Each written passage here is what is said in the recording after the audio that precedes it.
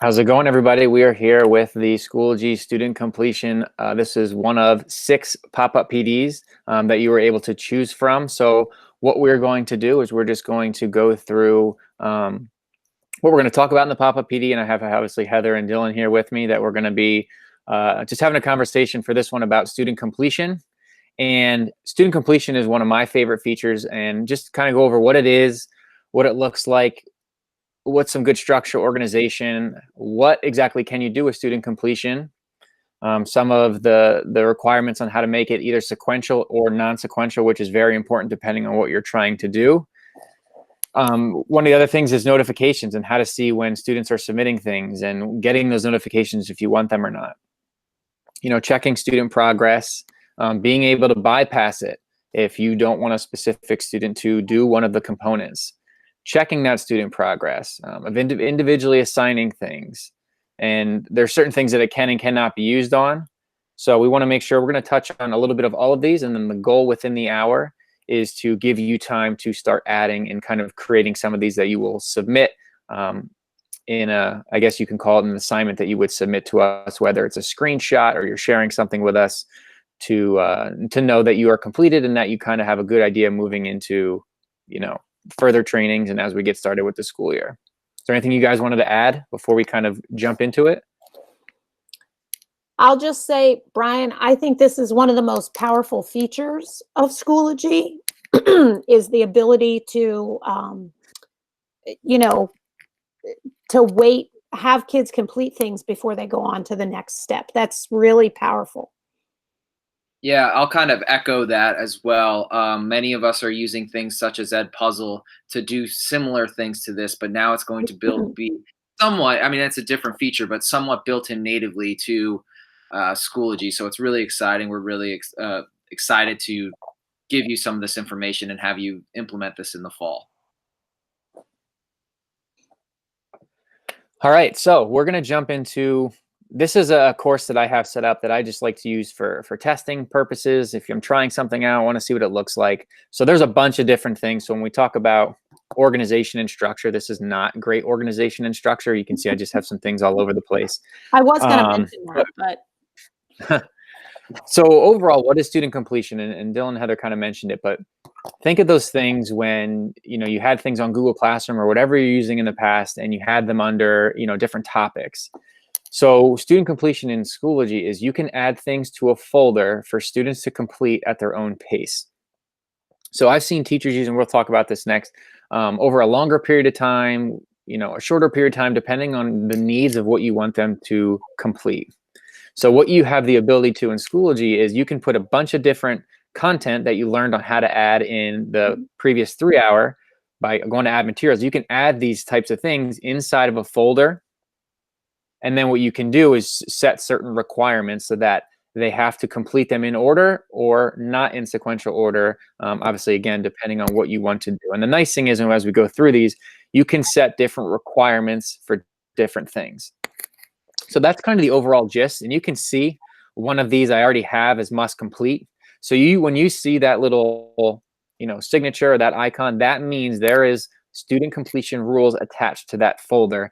And you can see if I open the caret, there are some folders and some things that I have in there. If you do not have that icon, oh, go ahead.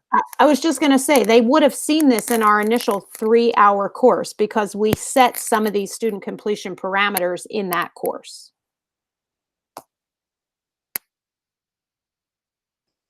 Yes? So you can see, yep. Okay. So when I go in here, you can see I don't have that icon. I'm going to click on sample student completion.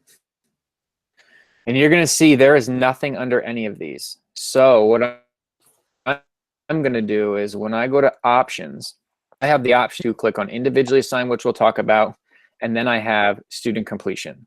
So before I go into that, I just wanted to talk about, you know, some of that good structure and organization. So you can see within that single sample student completion folder, I have all these different types of things in here. So some of the icons are, you know, we have links, we have some assignments, pages, discussions, a bunch of different things. So when we're talking about good structure and organization, you obviously want to have things within a folder, but then also in an order that makes sense. So not just, if you're doing this over, a week, you don't just have 10 activities in there that don't kind of lead into the other. Because you'll see as we go through the requirements, students could essentially just open it up and close it right out. So what you want to kind of do is try to tie those things to the next thing, if that kind of makes sense. So when we talk about that structure and organization, you want to use it, whether I've seen teachers in my experience, they've student completed their entire course. They have done the unit, a chapter, self-paced for any type of time, obviously dependent on what your goal is. So what I'm going to do is I'm going to go back up to that options and click on student completion. So from here, I have nothing yet. It's telling me this is where I'm going to set my rules. And the first thing, when I click on add requirement, you're going to see I have a drop down. All of these things mirror these right here. So if it's not in the folder that I want to use for student completion, it's not going to give me an option to set that requirement. So that's one thing you need to make sure is that it is inside that folder. So when I go back to that, I'm going to say this is an external tool. So my only option is view or score at least. So this is a link to a CK12 tutorial and some activities. So I just want them to view that. And again, talking about that structure and organization, the second thing I had up was I set it up for a discussion. So now after viewing that first item, they're going to go into a discussion and talk about what they learned. Brian, can I ask you a question? So what I'm going to do with Brian, did you say something, Heather? yes, I have a question. For the first one, with that being an external link, how do you know they viewed it? When does it mark it as complete? When they leave the Schoology environment and go to that link and then come back? When they close that link out. So we'll talk about when we check the student progress. Sometimes they just need to refresh their page. And then, but typically when they come back off that link or they close out of the window inside of Schoology, it will refresh and they can move on to the next one. Yeah, and I'll jump in real quick with that. If you're using something like CK12, they actually have built-in features that you would be able to go into that software and platform and see if they actually completed. Like Brian said, in this one, he had them reading something and completing an activity. That can all be logged inside CK12. Within Schoology, they work together. So you would be able to check that other website, if it's an Ed Puzzle or something else, to see if they completed that item as well. Gotcha. Yep. So what I'm going to do is I'm just going to put these requirements in so you can kind of get an idea of what they all are. So I'm just going to work my way down. For material, that is a page. They can simply, and you can see this is the first one where that's their only option is to view the item. That's why it's so important to lead into something, or as well as you learned in the initial 3-hour training on pages, you can embed videos, embed links to different things so that when they're viewing it, they're not just viewing some text, they're viewing, some engaging things.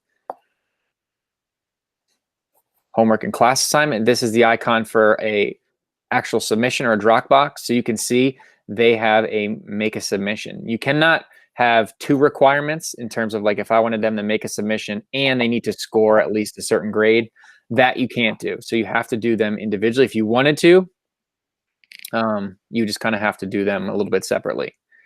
So I'm going to keep going down. The assessment, you can see now, I'm going to say out of a 50-point thing, they have to score 25. One thing I will mention, and we'll get to this in a little bit in more detail, but setting this is tricky. So in my experience, I've had some teachers where they wanted them to get, let's say it was 100 points. They wanted them to get a 90 out of 100. Well, which is all well and good, but if you have your settings that the students can only take it one time, so if you think of Google Forms where you only allow one submission, if you don't have that set up properly and you only allow one submission and that one submission, they don't get a 90%, you're going to have to go in and manually change some of those things. So we'll talk about it a little bit, but it's important to make sure all your settings and things like that are correct. So here is a tutorial. This is just a link. That's another view the item. An exit ticket. This puzzle piece, and we're going to talk about another pop-up PD. There's the difference. This one's an assessment. So I'm going to say they also need to score at least. This one, since it's an exit ticket, I'm going to put it as 100, and it'll be auto-graded. And then the last one is a final submission. Again, it's an assignment. They just need to, we'll say view that one. So before I move on, those are the different types of rules that you can add for different things. But the very, very important one at the top here is right now, these are not in sequential order. So what that means is if I hit save changes right now, with there 8 things in there, the students can complete them in any order, which is fine if they don't tie to one another and you want them to do it over a period of time. But if they want them to do that in a specific order, which most teachers find to be the most valuable, you need to make sure that this checkbox that says requirements must be completed in a sequential order, that needs to be checked. And then once you save those changes, you will see underneath each one will have a checkbox and it will tell you what the requirement was. To go back into that, if you want to add something, you would just go to options and you'd go back to student completion and you could continue on adding different requirements. So Brian, I have another question. Mm-hmm. In that student completion list, if I'm looking at the 4th one down, homework, classwork, assignment, and you set it for make a submission, could Mm-hmm. you add another requirement for that same one? Or can you only add a requirement for each element one time? I could go back down here, and if I hit add requirement, it would have to be in order, but I could say homework and classroom and assignment again. Yeah. And then I can choose another one. But And then you again, could you want it one after another, yeah. Okay, so you can have more than one requirement for each element. Okay. So I'll ask a follow-up question too here. Can you reorder these after you have them created or no? So that's where I was going to get to actually. So while this one's trying to delete. So let's say I forgot and I want to go between, I forgot to add something between material and homework. The unfortunate part is you cannot reorder them. So I would basically have to remove the requirements from here down and then start back in the middle wherever I wanted to replace and then keep going back down. You can't reorder them. So this brings up an interesting point, is that planning is so crucial. It's Yes. really what you're saying is the last thing you should do is student completion and set it up. Make Yep. sure all your ducks are in a row and make sure everything is set the way you want, and then do your student completion to have it make sense. So That's right. Yep. And the only way that wouldn't be a huge deal is right now I'm in sequential order. If it wasn't in sequential order, it doesn't matter. I can put that requirement at the bottom if it doesn't matter in the order. But you're right, especially for the sequential order, the planning and again going back to that organization and structure is huge. Yeah. So inside of this folder, you could actually have some extra items, I guess, that aren't part of the student completion that they can view if they want, but they don't have to. Is that? Yep. Yep. And I've seen some people and let me save these changes, is within this folder, they might create another folder at the bottom, not part of the student completing, and they'll call that like resources or, documents or something like that, that are kind of things and templates and, resources for the kids to access that go along with this, but aren't necessarily need to be a requirement. So Brian, do you see in your experience, do teachers follow a consistent pattern when they build their materials like this, just to get kids in the routine of sort of going through the same process, or does it vary? I would say it varies.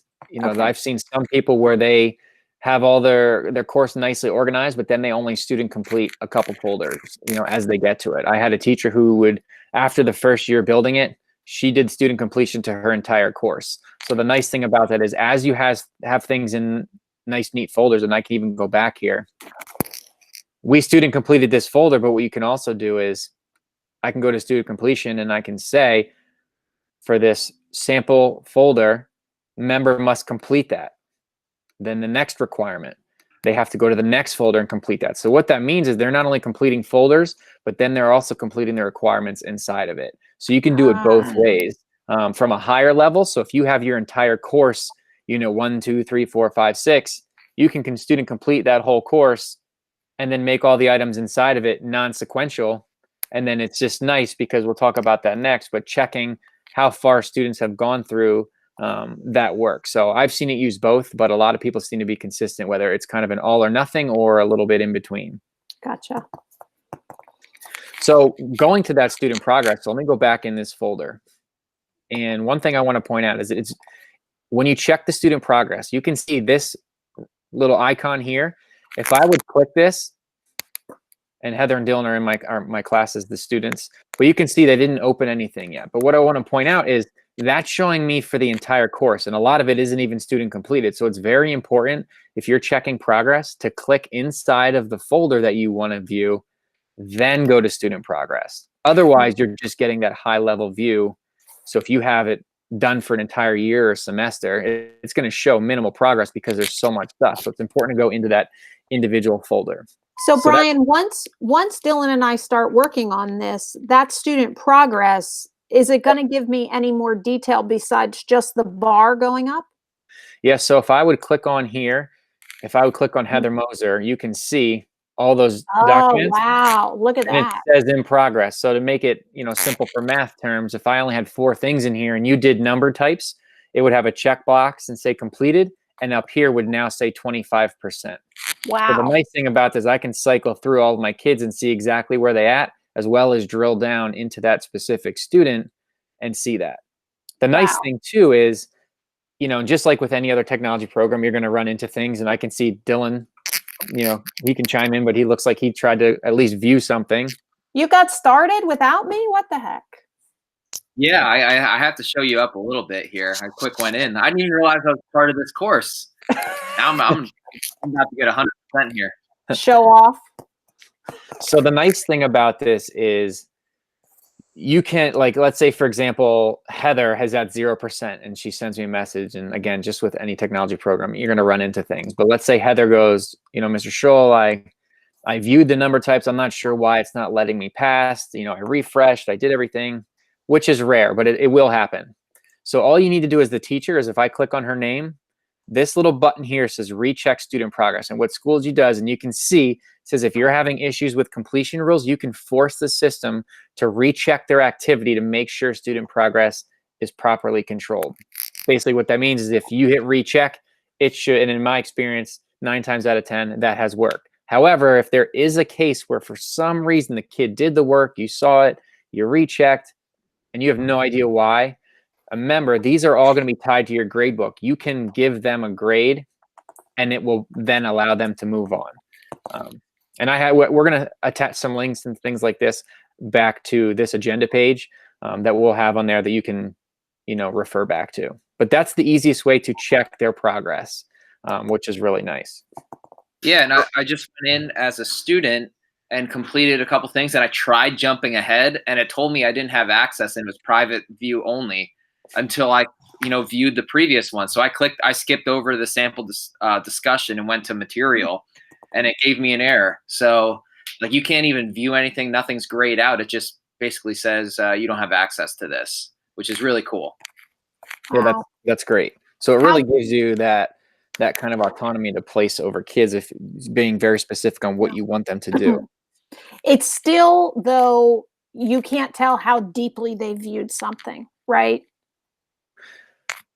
You can see if they viewed it, but again, that's why it's super important to tie it to something. Because if you just have 6 straight things of viewing it, a kid could easily go through there and click all 6 things, and that's it. That's why it's good to tie it to a discussion or a formative or something kind of in between, or an activity, something like that. Yeah. So having a follow-up activity where they're actually engaged in something.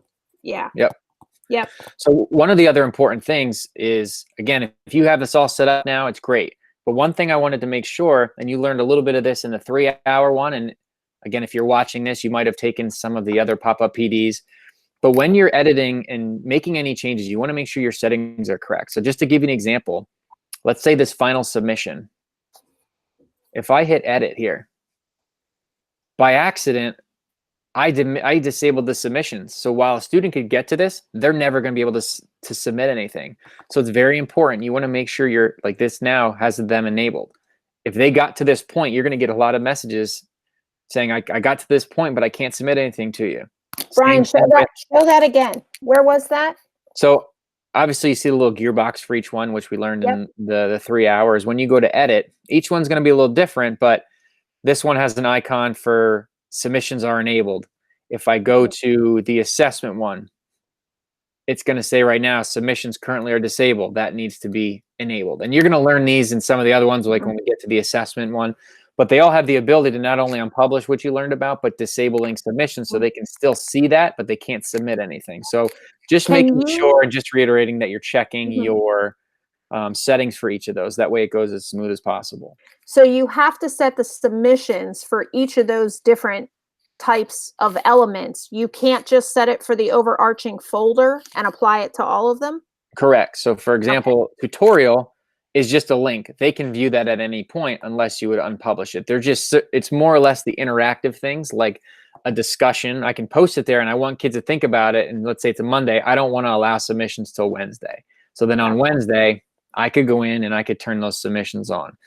Same with the test. The structure of the test is there, but if a kid goes in, they can't see any questions. They can just see that the assessment is coming up on Friday. And then one Friday, when class starts, I can just simply allow the submissions.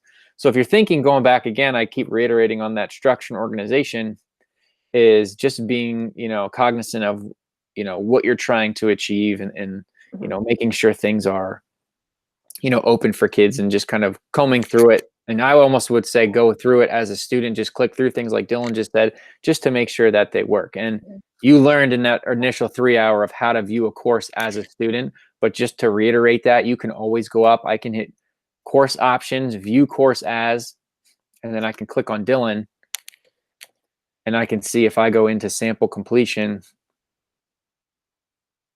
what he did or did not do at that point. So let me go back here.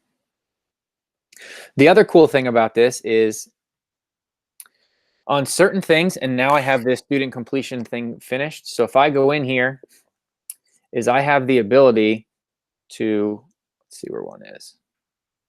Oh, I have to go back, is to individually assign things to students. So let's say, for example, you have an on-level class, but you have a group of students who, maybe need a little bit more support, some accommodations with a 504 or an IEP, things like that. What you can do is you can make a separate folder or a separate thing. And when I click on the little gearbox for settings, instead of going to edit, I can say individually assign. I want to individually assign this folder to Heather. I definitely need more support. The only person that would see that entire folder would be Heather. So from the teacher view, you would see it, or you would see multiple folders, but it's only going to be assigned to Heather. So it's really nice in terms of, I know some people would put multiple links to things and they'd put little initials behind it for them to kind of remember who they assigned it to or what kid had to click on it.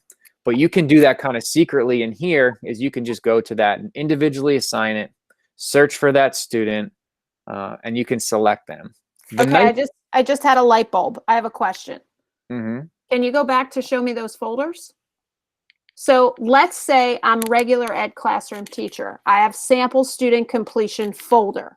Can I make a copy of that entire folder and then change the student requirements to allow more accommodations and assign it specifically? Yep. And this is actually a good point on going back to that initial 3 hour course of why it is so important to create things in your resources. And what I mean by that is right now I'm in my course. Heather just asked, can I, duplicate this? And the answer is no. I cannot duplicate this from my class. I could copy it to another course, but I can't just duplicate it. However, if I'm in my resources and I have that structure already created, let's say it's this one. Actually, we'll use the test assignment one. If this structure of test assignment is there, but I want to make the changes, I have it here and I can say add to course and I could do it a second time. And then when I go back into that course, you would see two folders.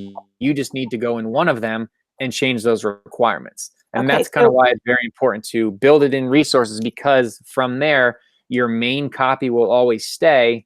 What it's basically doing is duplicating that copy to one of your courses. Does that make sense? I would say best practice after that is then to, after you have that second course or that second folder created, is then to copy that back to your resources as your adapted version. So now you have both in your resources. And as Dylan mentioned, and I completely agree, that is huge. So let's pretend this one-to-one initiative is a second copy of the sample student completion. What Dylan was just saying is once you make those adaptations and modifications, we want to make sure we have a copy of that. So what you can do is click the little gearbox and I can save that to my resources. And then that way in my resources, and next year, or next time I teach that course, I can just dump both of them in there at the same time. And that's the beauty of that. All those requirements then would stay. The only So thing I will say is, before you mention anything, Heather, is in resources, you cannot add student completion rules in here. So what you would do is you would build the structure of your folder. You would put all the resources material in it. You would send it to your course. You would fill out all the completion rules just like I did. But the nice thing about that is once you do that one time, if I save this whole folder and everything underneath it to my resources, when I bring it back to another course, all those requirements are already filled in. Gotcha. Was that what you were going to ask me? No, I was thinking about a regular classroom teacher and say a learning support teacher, ESL teacher collaborating together. So if the regular ed teacher builds the initial folder in resources, can she share that with the special ed teacher who can then copy and set different accommodations? Yes, and that's why groups. So the three of us have a group. Yep. You're gonna have a group, and we talked about this in the 3-hour initial training. You're gonna have a department type of group that you would be able to dump that into, and then anybody from that department would pull from. Gotcha. And they would have that as their own copy as well. Gotcha. So in order to share it with somebody else, I have to transfer it out of my resources into a group. Okay. Yep. And then if I go back to that individually assigned, so we talked about I can just search for a student. Again, I only see 2. You would see your entire list from Power School within that class. But the other thing is called grading groups. And we're going to talk about this when we come back in August, and we're going to start to set up, Power School and Gradebook if that's what you choose to use. Again, you're not going to have to, most likely, but if you do, we're going to talk about that in August. And you can set up those grading groups. So what I mean by that is rather than searching for an individual student every single time, so let's say, Heather, she's the one that needs some help. She's a little bit below level. What I can do is, let me hit cancel, is under my members. And again, your members are going to be automatically populated. So I'm actually going to delete these. I had these set up before. So I see my level 1. We'll switch it this time. So I see my members, and what I can do is right here, it's kind of grayed out, and it says it says organize members into grading groups. And when I hover over it, it says add a grading group. So when I click on this, I'm going to see, a tile of all my different students. So I can create a name. So let's just say below level. And we'll say Heather. And what I do is I create a grading group. So now you can see under Heather, it says below level. So the nice thing is when I go back. Now wait a minute. When I log in, I'm not going to see that you labeled me below level, am I? No. Okay. Nope. Just checking. And then the nice thing is now when I go back, instead of searching for a student, I can say, I want to give it to all below level kids. And what this does is it's a big time saver. More or less, if you have those same IEP kids, same 504, same kids that need accommodation, help, whatever it is, rather than doing it to those students every time, you just set up this grading group, and then you click a button and it will only go to those kids. Nice. So if you have that set up, anybody not part of that below level, like if I had a special assignment in there for Heather being below level, Dylan would not see that. And again, the nice thing is when we come back and discuss Gradebook, and then we'll stop because I think Dylan or someone had a question, is No, go. Okay. Under all members, the only other thing I wanted to say about that is instead of all members, because I can still assign, even though Heather's below level and needs some help, I can assign Heather everything else like I do to everyone else. However, is I can filter her out, and then I can see part of the gradebook specifically to just the below level kids, because some of those assignments won't show up for everyone. So you can kind of have a nice filtered view inside of your gradebook. But again, I just wanted to mention that. We'll get way in more detail in August when we do some of this and talk about, gradebooks and things like that. But I just wanted to mention that. I love the ability to do that so that as you work with smaller groups of students, you can chunk them. Even if it doesn't have to do with below and on and enrichment, it can just be however you organize students. So that's a really great feature. And then, am I right? If you're assigning that folder, can I assign it to that group of students? Correct. Nice. Yep. So it's very nice. So on a teacher side, you will see multiple folders, but again, you would see underneath who it's assigned to. So that, again, just going back to that, I don't want to keep, being a dead horse, but that structure and organization and getting it set up prior is so important. And where did I set those grading groups up again? Under members. Under and members. the upper right hand corner. And again, some of these things we're talking about, Gotcha. I have some great things listed. So for example, I already have up how to use grading groups. I'm going to link some of these on this agenda slide, specifically that when you have this linked in Schoology, you'll always have access to it on our EdTech course. You can always go in, and I know I've mentioned it before in some other videos, but the Schoology Help Center really is amazing, and they have all kinds of GIF images and pictures, and you can see right here, here's step by step on how to do it. So we'll have all that stuff linked for you as a resource. That Help Center's fantastic. Yeah, I wanted to piggyback on what Heather was saying there too, is that don't just think of it as grading groups, but also think of it as cooperative groups. I know in science, you have different groups working on different labs.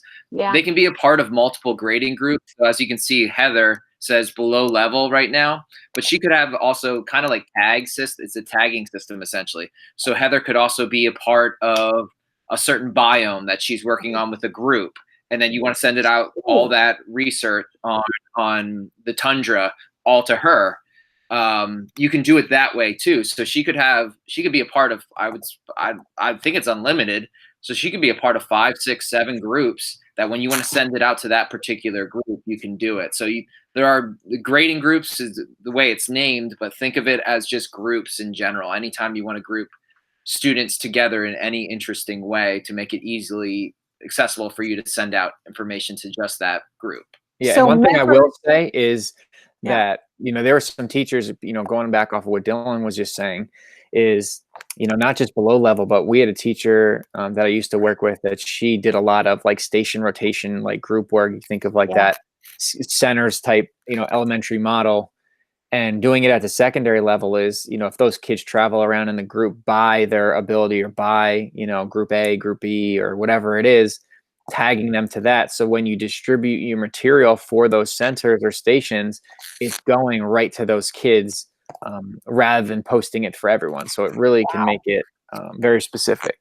That is a great workflow to facilitate that kind of model, that station rotation model, which is a great thing for blended learning. Here's the other thing I'm going to say. I didn't realize you could put kids in more than one grading group. So Dylan, I'm glad you said that because that's really fantastic. Mm-hmm. Yep. Yeah. So just to kind of reiterate, again, some of this that we talked about, the grading groups and things like that, those are just things that tie to the student completion, but we'll dive deeper into when we get to the grade book and things like that. But again, we just wanted to kind of give you that overview of student completion. We'll be, doing some other things. And, obviously when we get together, probably with specific departments, we will do some of those things that are more specific to your curriculum, those kinds of things. But again, this might be the second pop-up PD, third pop-up PD that you're watching, but just to reiterate that we'll mention in the other ones, there will be some type of assignment that goes along with this to kind of meet the requirement. And again, we want to have you do something that is going to be beneficial, not just an assignment. We want it to be something that you're going to be actually able to add. And you may have to take a screenshot or send us something, but I just wanted to mention that will be in here. So make sure you do that in order to get credit for this hour of professional development. And other than that, I don't have anything else to add unless you guys want to add anything. But other than that, I think I am good to go. I think that was great, Brian. Thank you. All right. So again, if any of you guys need help, we will be here as well. I'm going to link some things on here. So when you click on this link inside of the Schoology student completion pop-up PD folder, this will be here. The recording will obviously be here that you're watching, and then any other things that we have for you as resources will be there. Great. All right. I'm going to stop recording. Thank you guys, and reach out to us if you have any questions. Okay. Thanks. Thank you. Thank you.